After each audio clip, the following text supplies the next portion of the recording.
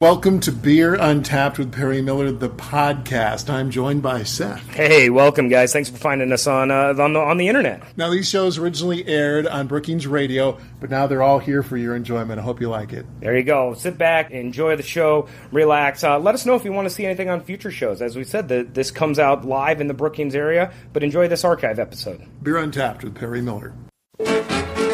Welcome to Beer Untapped with Perry Miller. This week, the IPA. India Pale Ale. It's not a style for everyone. It's a really polarizing style. People either love it or hate it. Despite the fact that it's an acquired taste for many, the IPA has become the dominant style in the American craft beer scene. Big, hoppy beers that some people find a bit too bitter, but along with the bitterness can come amazing aromas and flavors. So how did something called India Pale Ale come to dominate the American beer scene? To figure that out, we need to go back in time, back to the late 18th century when England ruled the seven seas. For all the good beers that the English did make, they made terrible food, so they decided to take over the rest of the world to find where there would be good food, and they turned up in India. And the colonists there sent a carrier pigeon back or whatever, ended up back in England and said the food is awesome, send beer. The first shipments of beer that arrived in India actually had spoiled. Turns out hops are a preservative, so if you add a bunch of hops to a beer, it'll keep much longer without spoiling. It also has lots of flavor, and these hopped-up pale ales became very popular. Seth Cook is head brewer at Wooden Legs Brewing in Brookings. Segue to the 70s and 80s in America, home brewers rediscovered the India Pale Ale and put their own spin on it. They started taking IPAs and making them with even more alcohol by volume, making them really big in some cases. Then they also started taking the hops that were grown domestically in the U.S., specifically out of the Pacific Northwest, and really kind of made an American IPA. Many of those home brewers went on to become professional brewers. Sierra Nevada is a classic example of a really big IPA. And it seems that has just continued. Of course, Wooden Legs has their own IPAs, the regular What We Got on tap, and they're working on a new hop-forward IPA for late this summer. Stay tuned for that.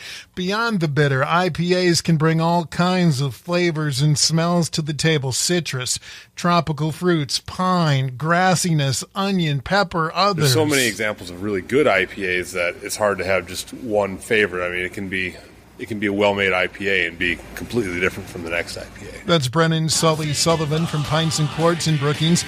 More on those fabulous and bold brews bursting with flavor, the IPA, as Beer Untapped continues. It's the Russian River beer. Welcome back to Beer Untapped with Perry Miller and our look at the IPA India Pale Ale. Tyler Luckhurst is general manager at Pints and Quarts in Brookings. They always have a few IPAs on tap. One of the mainstays that we have right now is Odell IPA. It's a flagship IPA. A lot of microbrews, when they start out and they develop an IPA, they look at Odell as the staple, as their foundation of creating their IPA. We have Rogue from Newport, Oregon. We have their double IPA. We also have their Brutal India Pale Ale as well.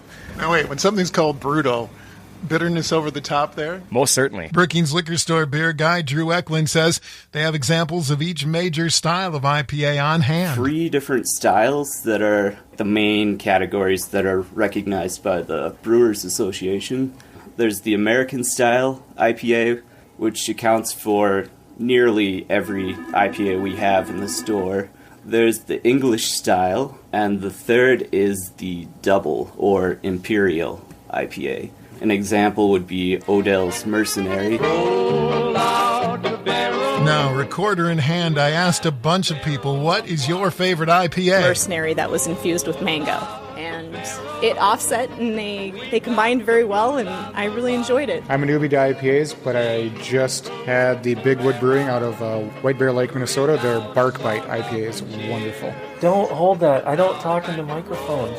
My favorite IPA is Double Hall IPA from Kettle House Brewing Company in Montana. Either Lagunitas or Rogue XS I2PA.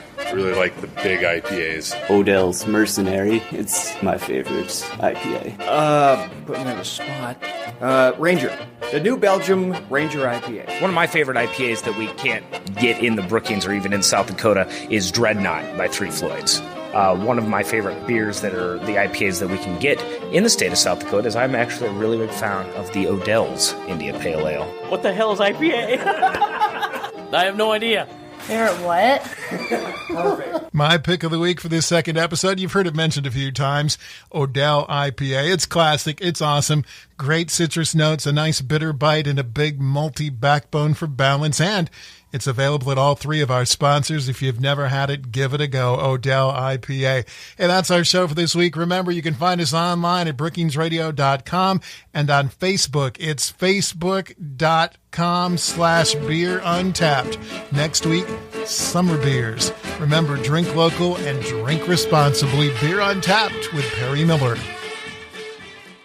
Thank you for listening to this archived edition of Beer Untapped with Perry Miller. Feel free to listen to other episodes, and if there's anything you'd like us to talk about on a future show, please let us know. Thanks again.